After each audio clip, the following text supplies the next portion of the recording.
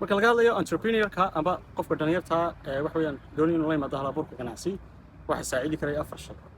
Shayga koowaad wuxuu noqonayaa maamulka iyo maareynta lacagta. hadduu si fiican u barto maamulka iyo maareynta lacagta way u fududaan karaysaa, waayo waxa qayb weyn ka qaatay ganacsiga marka la taagan yahay maamulka iyo maareynta lacagta. haddii aanad maamuli karin oo aanad maareyn karin lacagta aad bay kugu adkaanaysaa inaad guul ka gaadho yacni ganacsiga bilowdo.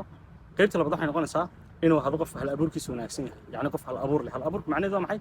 qof arki karaya waxa weeyaan meelaha bannaan amba gaabiska ay u baahan tahay in la buuxiyo bulshada yacni laga buuxiyo si xal loo keeno.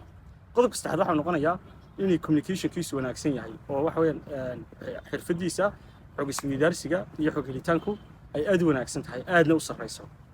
sidoo kale uu yahay qof good negotiator amba si wanaagsan waxa weeyaan dadka ula geli karaya, dhiiran ula geli karaya, wada xaajoodna ula samayn karaya. qodobka afraad waxaa noqonayaa inuu qofkani yahay qof si joogta ah wax u baranaya. xogtay doonto ha ahaato